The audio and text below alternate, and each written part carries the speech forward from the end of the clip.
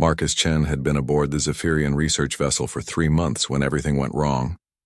The aliens had captured him during a routine mining operation on Kepler 442b, treating him like some exotic pet they'd found wandering the cosmos. The Zephyrians were tall, crystalline beings who communicated through harmonic frequencies that made his teeth ache. At first, they seemed genuinely curious about humans.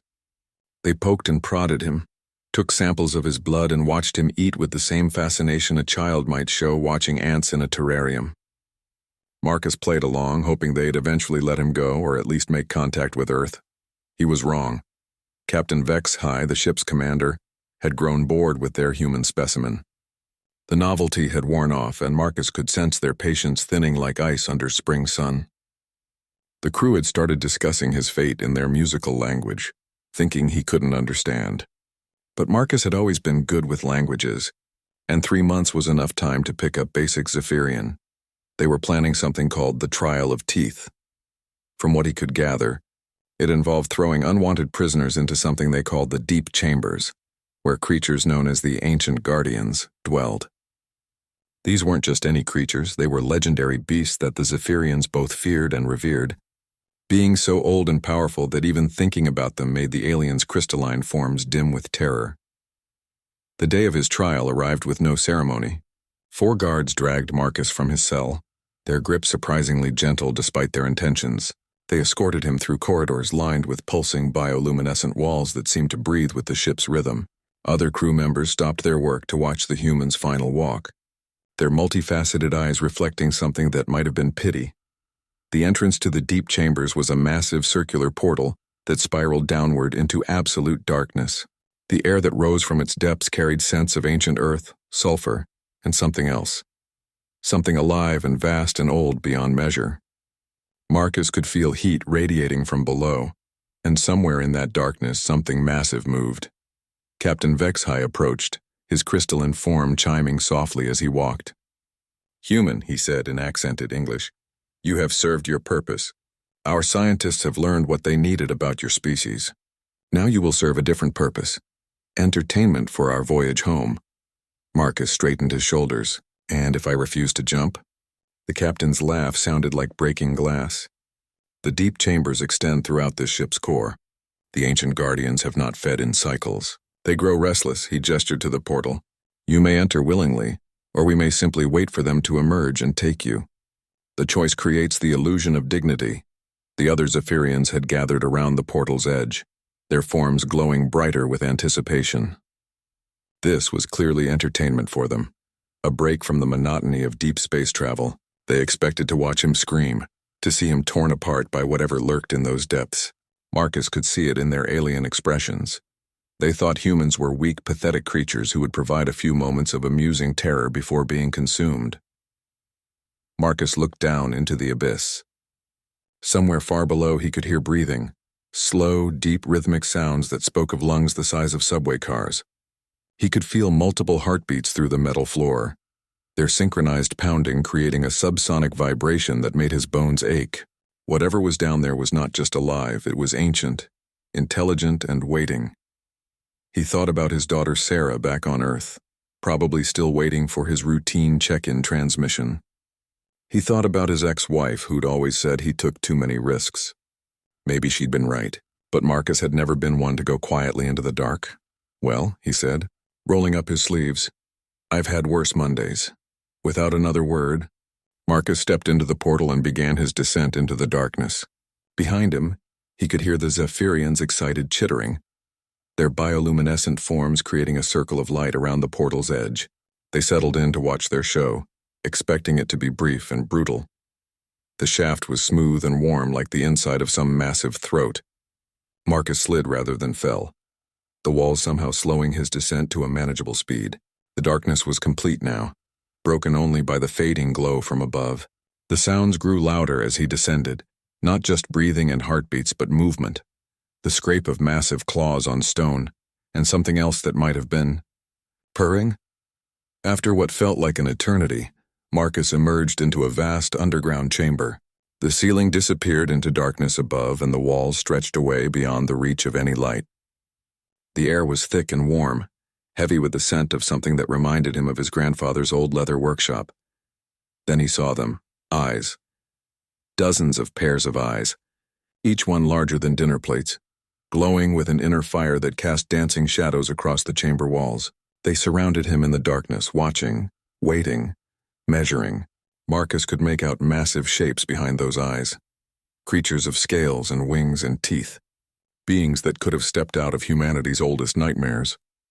But as Marcus stood there in that circle of ancient gazes, something unexpected happened. One by one, the creatures began to move closer, their massive forms becoming clearer in the dim light of their own eyes. And Marcus realized something that made his heart race with an emotion that wasn't quite fear. These weren't just monsters. They were dragons, real, honest-to-God dragons. And they were looking at him like they'd been waiting their entire lives for this moment. The largest dragon stepped forward first, its scales shifting from deep emerald to gold in the flickering light. It was massive beyond comprehension. Its head alone was the size of a small house, with teeth like ivory spears and eyes that held intelligence far older than human civilization. When it spoke, its voice rumbled through the chamber like distant thunder. "Human child," it said, the words forming perfectly in Marcus's mind rather than his ears. "We have waited so long for one of your kind to find us." Marcus's knees nearly buckled, not from fear, though there was plenty of that, but from the sheer impossibility of what was happening. "You can speak?" A sound that might have been laughter echoed through the chamber as other dragons moved closer. "We are the Ancient One's little flame bearer. We have spoken since before your star was born, but more importantly..." The great dragon lowered its massive head until its eye was level with Marcus's face. "We know what you are." "I'm just a mining engineer from Earth," Marcus said, his voice barely above a whisper. "No." Another dragon, this one silver and blue like starlight on water, glided forward with impossible grace. "You are dragon-touched. We can smell it on you, the spark that your kind carries, the fire that burns in your souls. It calls to us across the void." Marcus shook his head. "That's impossible. Dragons are myths, stories we tell children." The golden dragon's eye narrowed, but not with anger, with something like amusement. "Stories? Child, who do you think inspired those stories? Your ancestors knew us well before the great scattering, before the long sleep began." Around the chamber, more dragons emerged from the shadows. Each was unique, some covered in scales that seemed to contain entire galaxies, others with hide that looked like living metal, still others that appeared to be made of crystallized flame. But all of them watched Marcus with the same expression of recognition, of homecoming. "The Zephyrians do not understand what they have done," rumbled a massive black dragon whose scales absorbed light itself. "They think they have fed us a morsel. Instead, they have brought us our awakening." Marcus felt something stirring in his chest, a warmth that had nothing to do with the chamber's heat. "I don't understand any of this." The silver dragon moved closer, her presence somehow comforting despite her terrifying size. "Your species carries the dragon flame, little one. It is why you reached for the stars when others might have been content to remain earthbound. It is why you fight when others flee, why you explore when others hide. The fire that burns in every human heart. It is a gift from us given long ago when the universe was young." "But why?" Marcus asked. "Why give us anything?" The golden dragon settled onto the chamber floor, his massive form coiling like a living mountain. "Because we saw what you could become.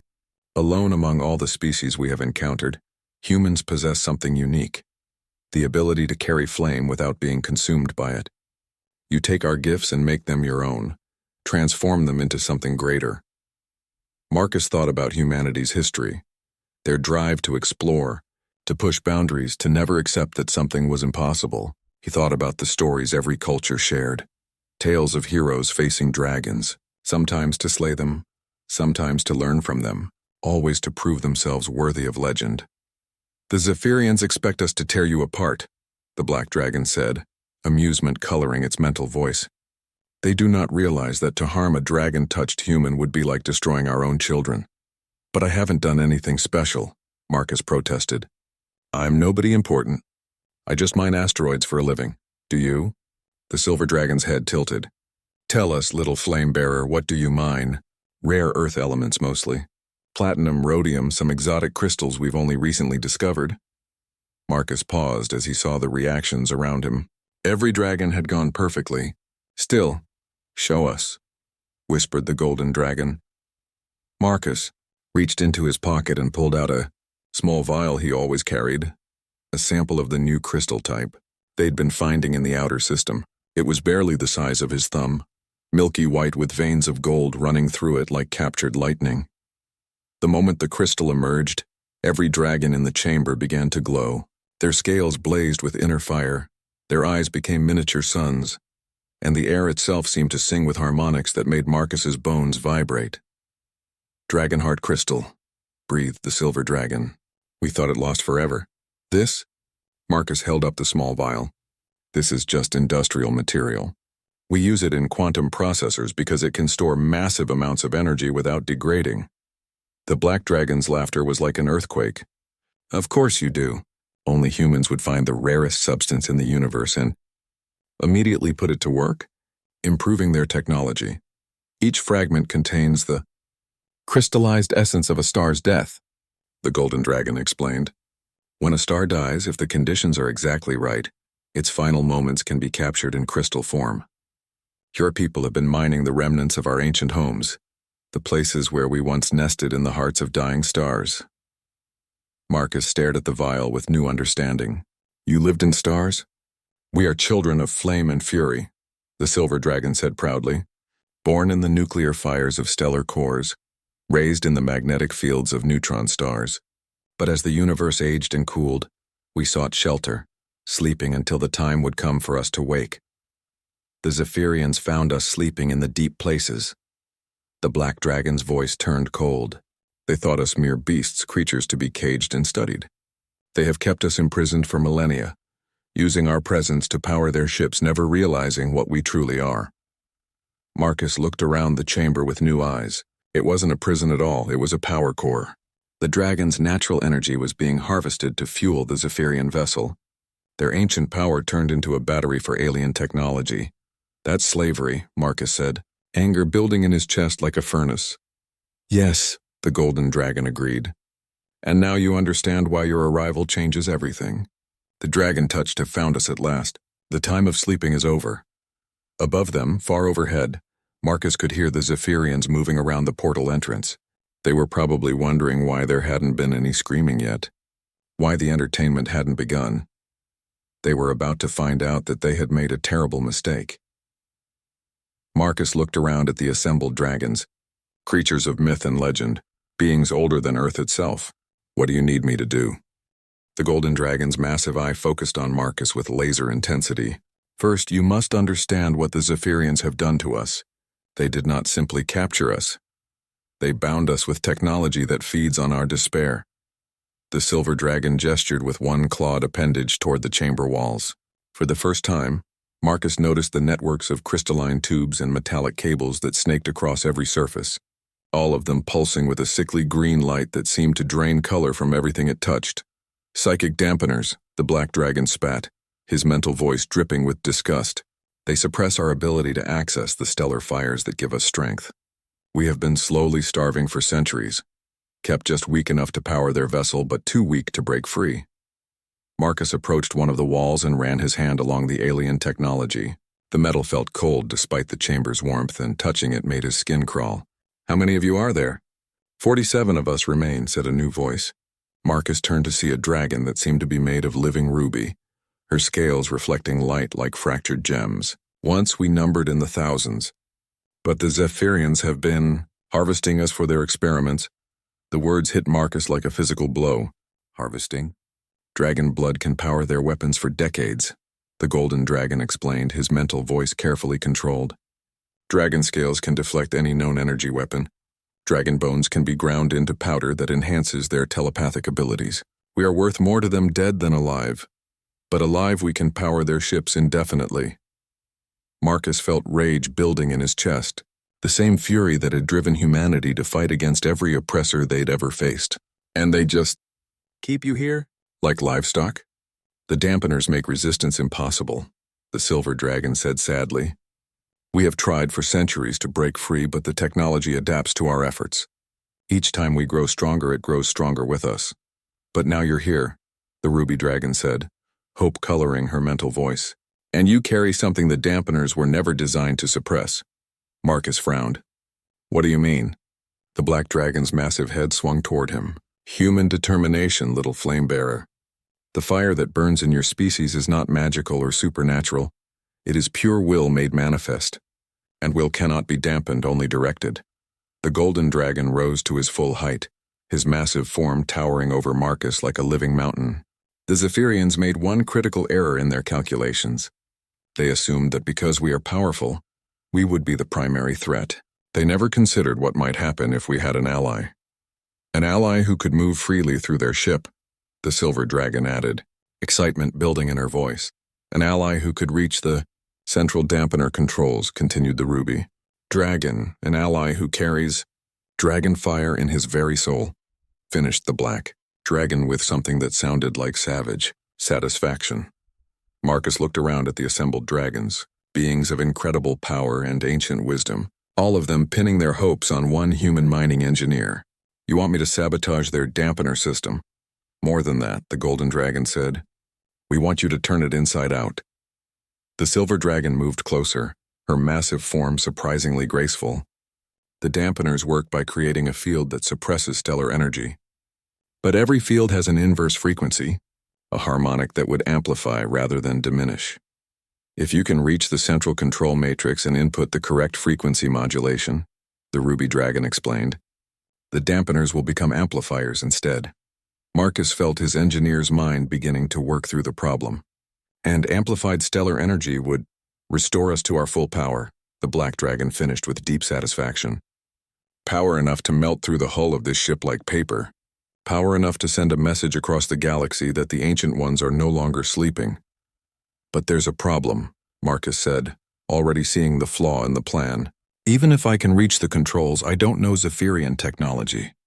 I couldn't begin to figure out how to reverse the polarity of something this complex. The dragons exchanged glances that somehow managed to convey amusement, despite their alien features. That, the golden dragon said, is where your heritage becomes useful. My heritage?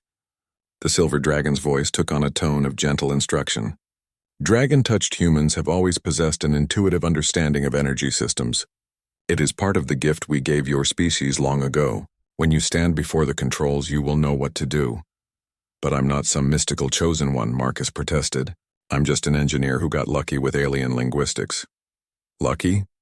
The ruby dragon's laughter was like wind chimes made of crystal. Child, there are over 8 billion humans on your world.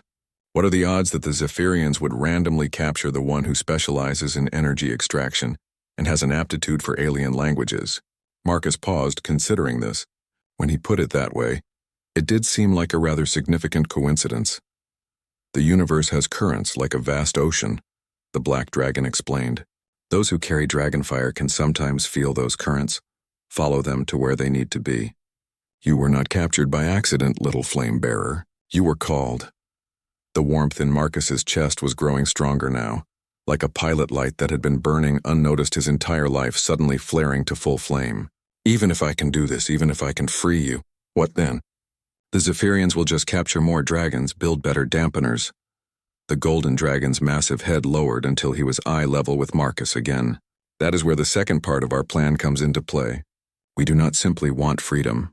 We want to ensure this never happens again. The Zephyrians are not the only species that harvests ancient ones, the silver dragon said grimly. Across the galaxy, our kind have been hunted, caged, enslaved. It is time for that era to end. You want to start a war, Marcus realized.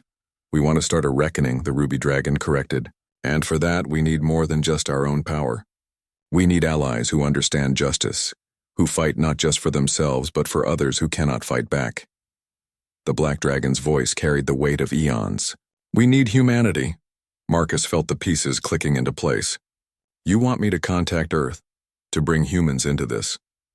Dragon-touched humans and ancient ones fighting side by side as we did in the old days, the golden dragon said with deep satisfaction. The galaxy will remember why both our species were legends. Above them, Marcus could hear the Zephyrians growing restless. Soon they would start wondering what was taking so long, might even send someone down to investigate. How do I get out of here? Marcus asked. The same way you came in, the silver dragon replied. But this time you will not be falling into our domain. You will be rising from it, carrying the fire of the Ancient Ones with you. Marcus looked around at the dragons one more time, these magnificent beings who had been reduced to living batteries for alien technology. He thought about his daughter, about humanity's long history of standing up to bullies, about the stories every human child grew up hearing about heroes and dragons. "All right," he said, feeling the fire in his chest blaze higher. "Let's wake some dragons." Getting back to the upper levels proved easier than Marcus had expected. The dragons had explained that the shaft worked both ways, some kind of gravitational manipulation technology that the Zephyrians used to transport materials between levels. All Marcus had to do was step into a specific alcove and think about going up. The sensation was like being inside a gentle tornado that only moved in one direction. Marcus found himself rising through the shaft at a controlled pace, the walls glowing faintly around him as he ascended. Behind him, he could feel the dragon's presence like a warm current in his mind, their ancient power following him upward even though they remained physically trapped below. As he rose, the silver dragon's voice whispered in his thoughts, "Remember, little flamebearer, the central control matrix is located in the ship's core, 3 levels above the dragon chambers. It will be heavily guarded, but the guards will not expect a prisoner to be moving freely through the ship. The control interface will look like a crystalline web," added the golden dragon.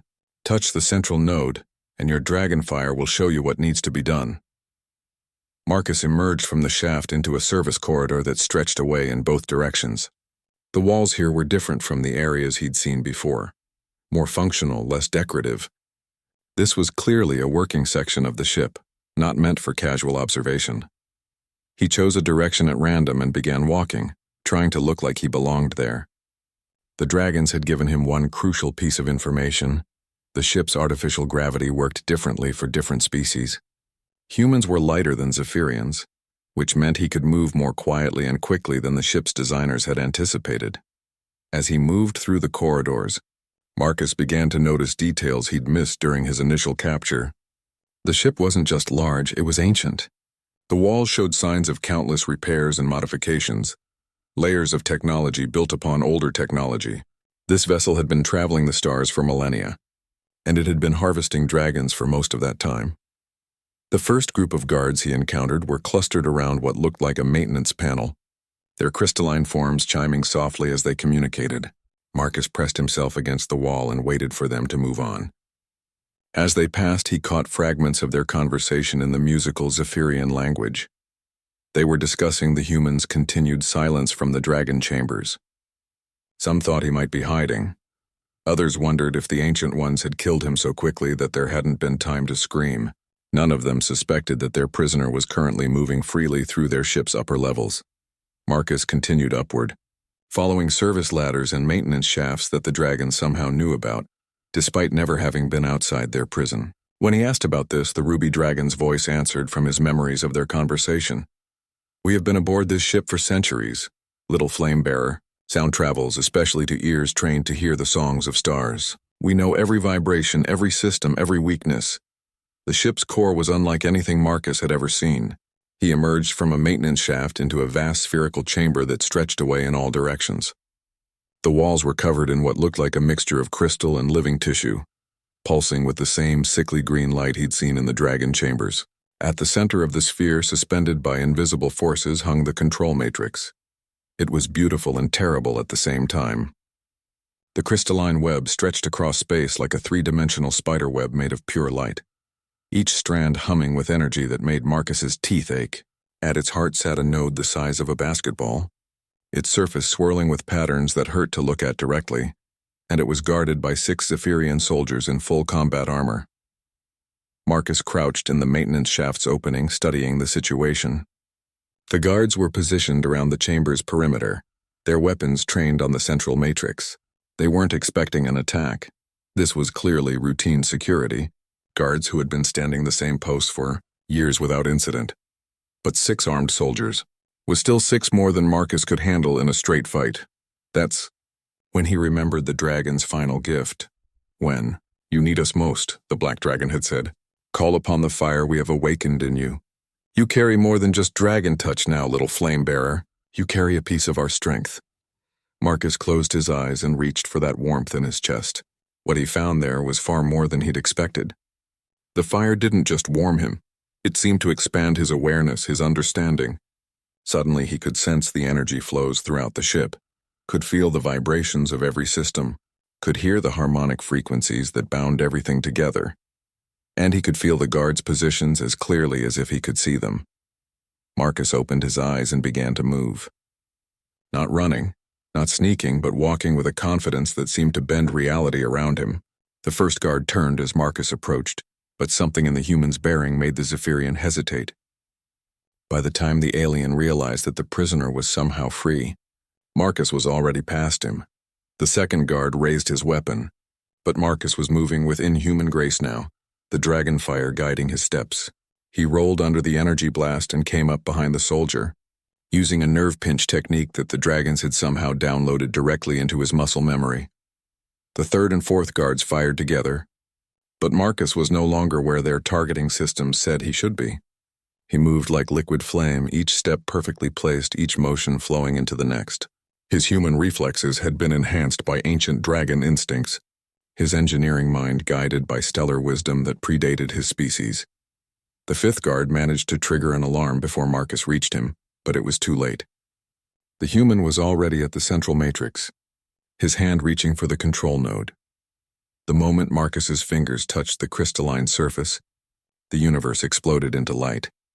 Information flooded his mind, not just technical data, but the living history of the ship itself. He saw centuries of dragon harvesting, felt the pain and despair of countless ancient ones who had died in Zephyrian laboratories. He experienced the slow, grinding horror of species reduced to resources, of living beings treated as nothing more than exotic fuel. But he also felt something else. Power. The accumulated stellar energy of 47 dragons. All of it flowing through the control matrix. All of it waiting for someone with the will to redirect it. Marcus smiled as his engineer's mind merged with dragon wisdom, as human determination combined with stellar fire. He could see the frequencies now, understand the harmonic patterns that kept the dampeners running. And he could see exactly how to reverse them. "Time to wake up," he whispered, and began to work. Behind him, the sixth guard was screaming into his communicator, calling for reinforcements. But it didn't matter anymore. Marcus had found the inverse frequency, had located the resonance point that would turn suppressors into amplifiers. All he had to do was make one small adjustment to the Matrix's core programming. One small adjustment that would change everything. Marcus's fingers moved across the crystalline interface with impossible precision, guided by instincts he didn't fully understand. The Matrix responded to his touch like it had been waiting for him. Systems that had operated the same way for centuries suddenly becoming fluid and malleable under his manipulation. The change began as a subtle shift in the harmonics that filled the chamber. Where before the web had hummed with the sickly green frequencies of suppression, now it began to sing with something cleaner, brighter. The dragon fire in Marcus's chest resonated with the new frequency, and he felt the change ripple outward through the ship's entire energy grid. 3 levels below, the first dragon to feel the change was the golden ancient who had spoken for the others. His massive eyes, dimmed by centuries of captivity, suddenly blazed with stellar fire. The scales along his neck began to glow as power flooded back into his system, and for the first time in millennia, he felt truly awake. "Brothers, sisters," his mental voice rang out like a bell across the dragon chambers. "The little flame bearer has done it. The suppressors are reversing." The silver dragon was the next to feel the change, her form beginning to shimmer as starlight energy coursed through her veins. She stretched wings that hadn't fully extended in centuries, feeling strength return to muscles that had grown weak from disuse.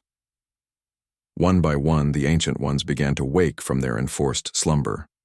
The ruby dragon's crystalline scales started to pulse with their own inner light. The black dragon's form seemed to absorb the very darkness around him, transforming it into power. Throughout the chamber, 47 beings who had once nested in the hearts of stars began to remember what they truly were. Above them, Marcus felt the ship begin to vibrate as immense forces stirred in its depths. Warning alarms were blaring throughout the vessel now, and he could hear the rapid footsteps of Zephyrian soldiers running through nearby corridors. Captain Vexhi's voice echoed over the ship's communication system, speaking in rapid, panicked tones. All units to the core chamber. The human has somehow reached the central matrix. Stop him before... The captain's voice cut off as the ship's lights flickered and the vibrations grew stronger. In the dragon chambers, the Ancient Ones were no longer just awakening. They were preparing to act. Marcus stepped back from the control matrix, his work complete. The crystalline web now pulsed with brilliant golden light, the inverse frequencies flowing through every dampener on the ship.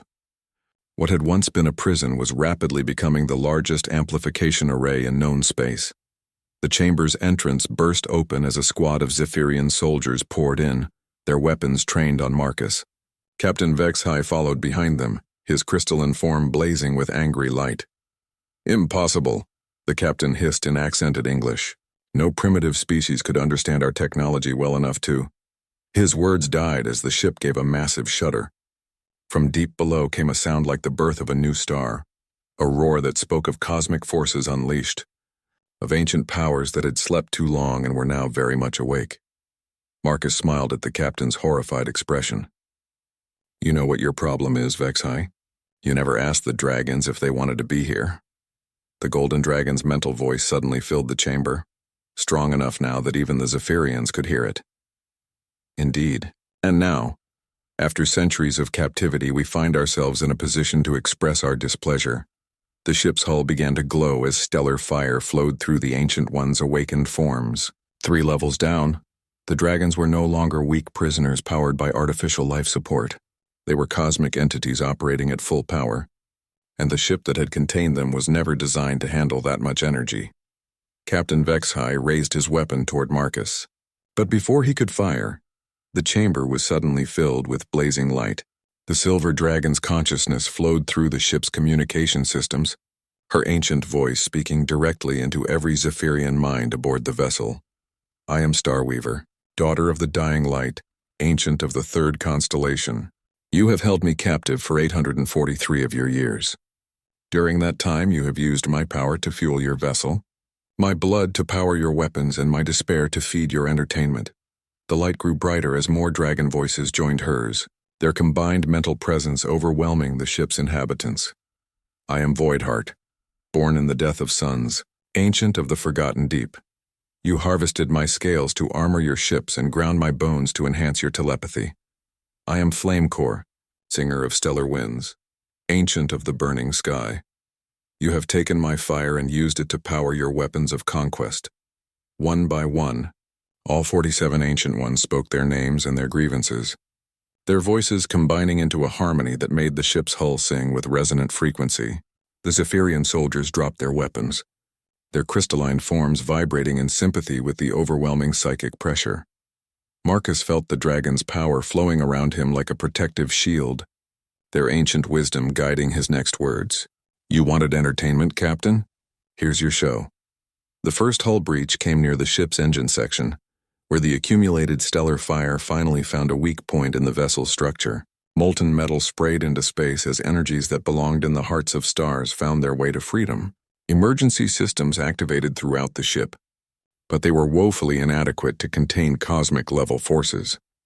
Captain Vexhi stared in horror as his instruments showed the progressive failure of containment systems throughout the vessel. This is madness. If the Ancient Ones escape at full power, they will destroy everything in this sector. Will they? Marcus asked, still smiling. Or will they do exactly what dragons have always done when freed from captivity? His answer came in the form of controlled precision that spoke of intelligence and restraint. The dragon's power was immense, but it was focused and purposeful. They melted through their prison walls like paper, but they left the ship's life support systems intact. They disabled weapons and engines, but they didn't touch the artificial gravity that kept the Zephyrian crew safe. They were making a point, not committing genocide. The Golden Dragon's massive form emerged from the hull breach first, his stellar fire providing a blazing backdrop against the starfield beyond. The other Ancient Ones followed, their various forms creating a constellation of liberated power around the crippled vessel. But they didn't leave. Instead, they took positions around the ship like guardians, their massive forms clearly visible through the observation windows. People of the crystal ships, The golden dragon's voice spoke to every Zephyrian mind simultaneously. You have made a grave error in judgment. You believe that power equals worthiness, that strength grants the right to enslave. Today you learn otherwise. Marcus walked to the chamber's main viewing port and looked out at the assembled dragons, creatures of legend made manifest in the cold vacuum of space. Behind him, Captain Vexhai and his soldiers watched in stunned silence as their worldview crumbled around them. What do you want from us? The captain finally whispered. The silver dragon's mental voice carried notes of ancient sadness mixed with grim determination. Justice. Not just for ourselves, but for every species you have harvested. Every being you have reduced to a resource. The age of taking what you please from those you consider lesser is ending. But you're free now, one of the soldiers protested. Why don't you just leave? Marcus turned from the window, his eyes still blazing with reflected dragon fire. Because this isn't just about one ship or even one species. It's about making sure this never happens again. The ruby dragon's laughter echoed through the ship's corridors like the sound of crystal wind chimes in a stellar storm. Did you think we were the only ancient ones in captivity?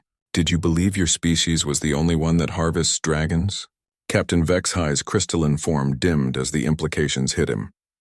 You're going to hunt down every ship, every facility. We are going to free our people. The black dragon corrected, his mental voice carrying the weight of cosmic justice. And then we are going to have a very serious conversation with the galaxy about the rights of sentient beings. Marcus felt the dragon fire in his chest burning brighter as he realized what they were really planning. This wasn't just a rescue operation. It was the beginning of a revolution that would reshape galactic civilization, and humanity was about to be invited to play a central role.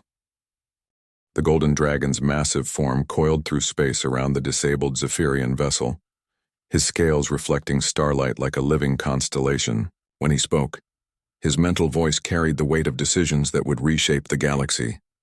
Little flame bearer, it is time for the next phase of our awakening. We must contact your people. Marcus nodded, having expected this moment. The ship's communication array should still be functional. But Earth is months away at standard transmission speeds.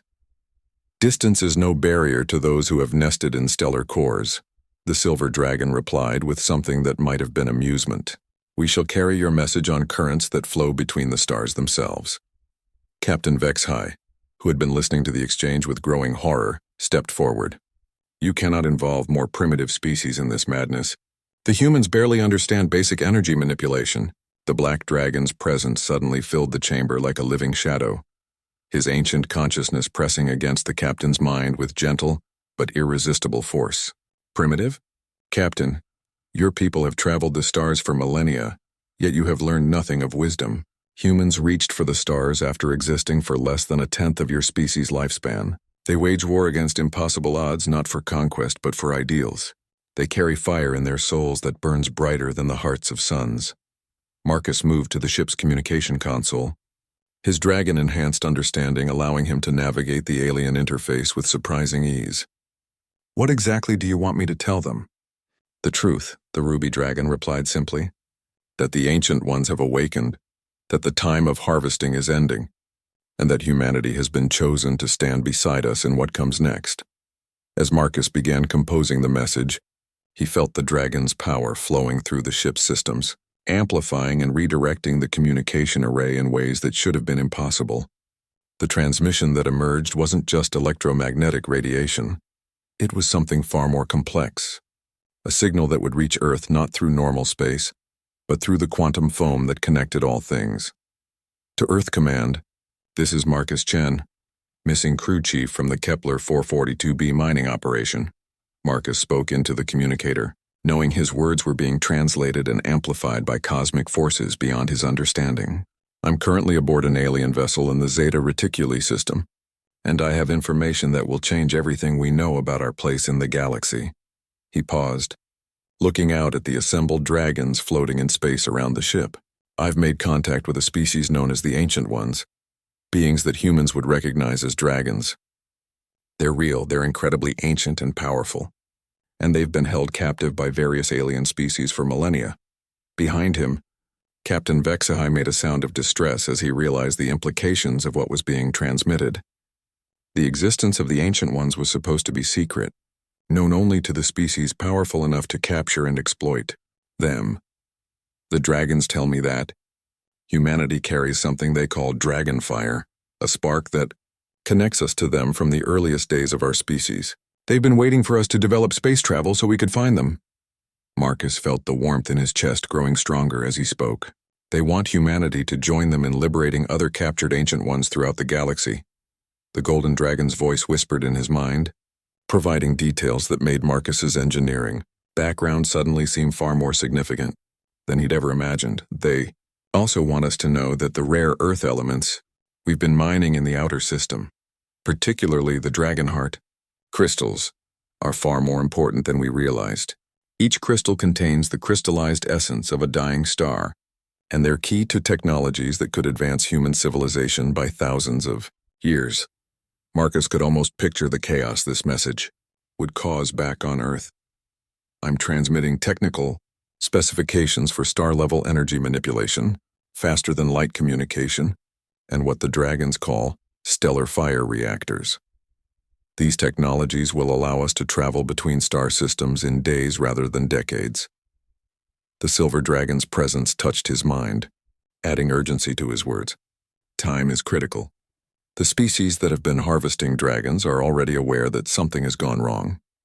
They'll be mobilizing their fleets to recapture or destroy any freed ancient ones. Humanity needs to choose: remain isolated and safe, or step onto the galactic stage as allies of the most powerful beings in the universe.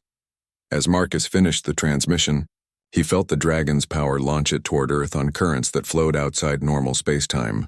The message would arrive in hours rather than months, carrying with it technical data that would revolutionize human science.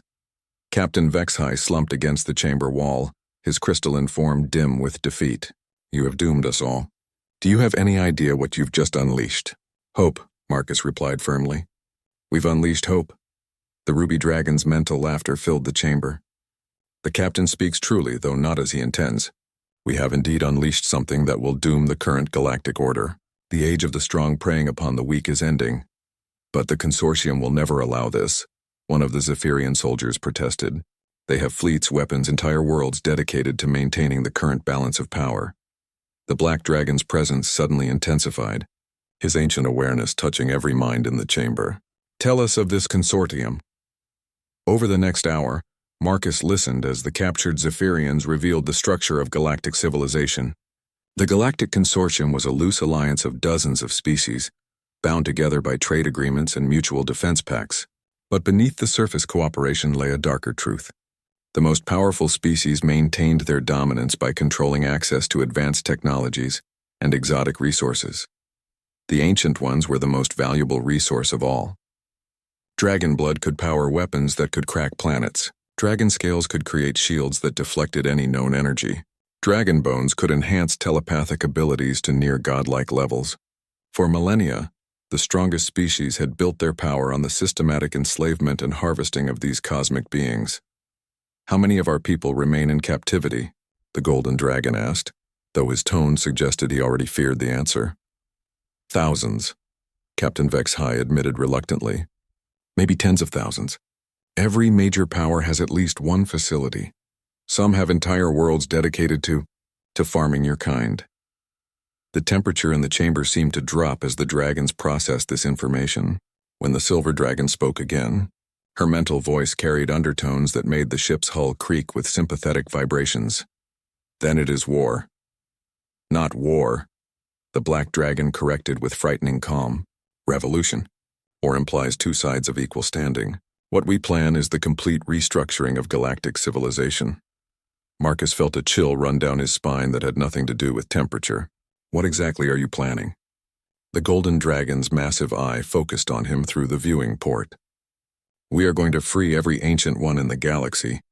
We are going to destroy every harvesting facility, every research station, every ship that carries our people in chains. And we are going to make sure that the species responsible understand that this treatment of sentient beings will never be tolerated again. And humanity? Marcus asked, though he suspected he already knew the answer. Humanity will be our partners in this undertaking, the ruby dragon replied. Your people have something we need. the moral conviction to fight not just for yourselves but for others who cannot fight back. And we have something you need, the power to make such fights winnable. The communication console suddenly blazed to life as a response signal arrived from Earth. Marcus activated the receiver, his heart racing as he heard the familiar voice of Admiral Sarah Morrison, the head of Earth's Deep Space Command. "Marcus Chen, this is Admiral Morrison. We've received your transmission and the technical specifications. Our scientists are already confirming the validity of the Dragon technologies." Her voice carried a mixture of excitement and apprehension. "The World Council is convening an emergency session to discuss humanity's response to your contact with the Ancient Ones." Marcus smiled, knowing what that decision would be. Humanity had never been able to resist a fight for the underdog, especially when the stakes were cosmic in scale. "Tell them we'll be waiting for their answer," Marcus replied. "But also tell them they need to decide quickly. This revolution is happening whether we join it or not. The only question is whether humanity wants to help shape the galaxy's future, or watch from the sidelines." As the transmission ended, Marcus looked out at the assembled dragons floating in space around the damaged Zephyrian vessel. In the distance, he could see other lights moving among the stars, ships responding to the distress signals, coming to investigate what had happened to one of the consortium's most secure vessels. The revolution was about to begin, and Marcus Chen, mining engineer from Earth, was about to become one of its founding architects. The response from Earth came faster than anyone expected, carried on the same stellar currents the dragons had used to send the original message. Admiral Morrison's voice crackled through the communication array with the weight of unanimous decision behind it. "Marcus, this is Earth Command." The World Council vote was 347-3 in favor of alliance with the Ancient Ones. "We're mobilizing everything we have, the entire fleet, all our manufacturing capacity, every resource at our disposal." Her voice carried a note of fierce determination that would have made any human proud. "Humanity stands with the dragons." Marcus felt the dragon fire in his chest blaze with satisfaction as he relayed the message to the Ancient Ones. Around the ship, the assembled dragons began to glow brighter, their stellar power resonating with approval. "It is as we knew it would be," the golden dragon said with deep satisfaction. "The flame-bearers have chosen correctly." But their celebration was cut short as proximity alarms began blaring throughout the Zephyrian vessel. On the main display, Marcus could see at least a dozen ships approaching from different vectors. Not just Zephyrian vessels, but ships representing multiple species. The consortium's response had been swift and overwhelming. Captain Vexhai looked up from his console with grim satisfaction. "Did you think the great powers would simply allow this rebellion to succeed? That fleet carries enough firepower to sterilize entire systems." The Black Dragon's mental laughter was like the sound of cosmic wind through a stellar graveyard. "They bring weapons designed to fight starships and planetary defenses." How quaint. Marcus watched through the viewing port as the Golden Dragon began to move, his massive form coiling through space with impossible grace. The other Ancient Ones followed suit, their various forms creating a living barrier between the approaching fleet and the disabled Zephyrian vessel. "Little flame-bearer," the Silver Dragon's voice whispered in his mind, "it is time for you to see what the alliance of dragons and humans can truly accomplish." The first consortium ship to fire was a sleek Valdarian dreadnought, its plasma cannons unleashing energies that could melt through a mountain. The Golden Dragon simply opened his massive jaws and swallowed the attack, his stellar metabolism converting the hostile energy into nourishment. Then he breathed it back out, transformed and amplified, sending a stream of pure stellar fire that turned the dreadnought's shields into superheated vapor. But the dragon didn't destroy the ship. Instead, his precision strike disabled its weapons and engines, leaving the crew alive but helpless. The Ruby Dragon moved next, her crystalline scales refracting and redirecting the combined fire of 3 consortium vessels. The energy beams scattered across space like a deadly light show before converging on a single point, creating a localized stellar event that disrupted the electronics of every ship within 1,000 kilometers. One by one, the Ancient Ones demonstrated powers that reduced the consortium's advanced weaponry to mere inconvenience. They moved through the attacking fleet like cosmic forces of nature, disabling ships without destroying them, making their point without committing genocide. Marcus felt his role in the battle through the Dragonfire connection. He wasn't just an observer. He was part of a vast network of intelligence and intent that connected all the Ancient Ones. His human perspective added something to their cosmic awareness. A moral framework that ensured their overwhelming power was applied with wisdom rather than wrath. Consortium Fleet. Marcus found himself speaking into the communication array. His words amplified by dragon power to reach every ship simultaneously. This is your only warning. The Ancient Ones are no longer your prisoners. The age of harvesting sentient beings for resources is over. The response came from Admiral Orcs of the Valdarian Empire, his voice heavy with generations of assumed superiority. Primitive human, you have no understanding of the forces you have unleashed. The Consortium has maintained galactic stability for 10,000 years. We will not allow a handful of freed beasts to destroy civilization itself. The Black Dragon's presence suddenly filled every Consortium ship, his ancient consciousness pressing against thousands of alien minds with the weight of cosmic truth. Beasts? Admiral, we were already ancient when your star was nothing but cosmic dust. We have watched civilizations rise and fall, seen empires span galaxies and crumble to nothing. Your stability is built on the suffering of beings you could never understand.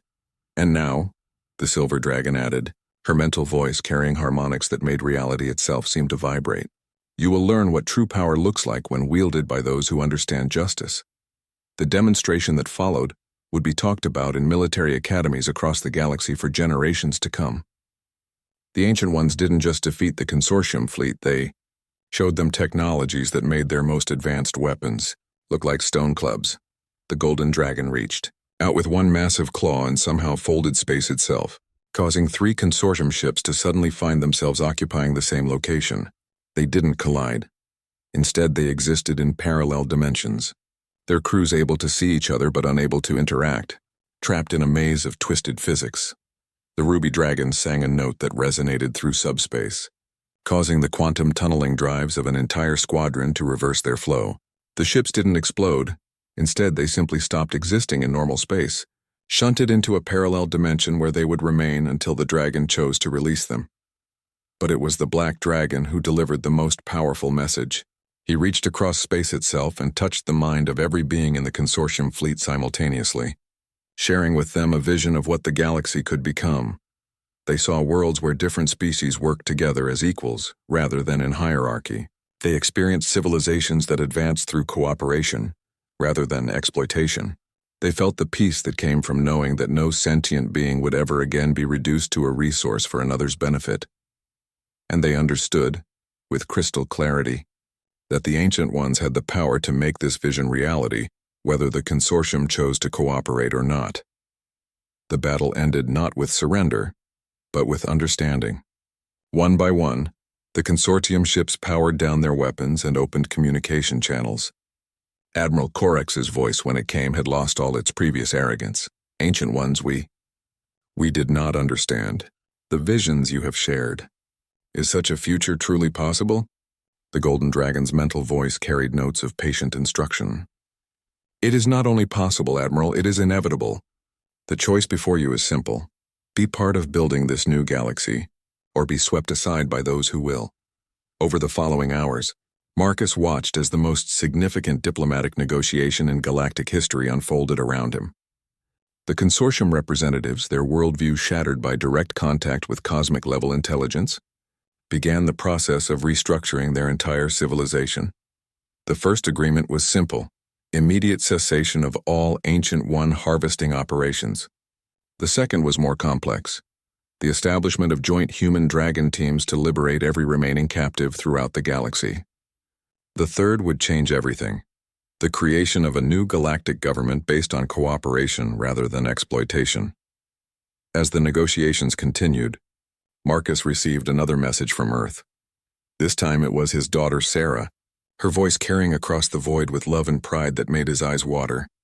Dad, I just wanted you to know that everyone here is so proud of what you've done. Mom says she always knew you'd end up changing the galaxy somehow. Her laughter echoed through the communication array. The first human-dragon joint expedition ships are already launching. We'll see you soon. Marcus looked out at the Ancient Ones floating in space around the former battlefield, their massive forms no longer seeming alien and terrifying, but familiar and protective. The dragon fire in his chest had become a permanent part of him now, connecting him not just to these 47 liberated beings, but to every ancient one throughout the galaxy.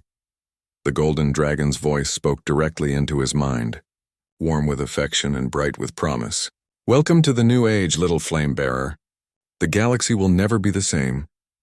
Captain Vexhai approached Marcus with something that might have been respect in his crystalline features. "I must ask, did you plan any of this when you first descended into the dragon chambers?" Marcus smiled, feeling the vast network of dragon consciousness surrounding him like a warm blanket made of starlight. "I just wanted to survive the day. Everything else." He looked out at the transformed fleet, at ships that had come as conquerors and were leaving as allies. Everything else was just humans and dragons doing what we do best, which is standing up for those who can't stand up for themselves, Marcus replied. And making sure bullies learn that power without wisdom is just another word for evil. In the depths of space, ancient beings that had nested in the hearts of stars began to sing.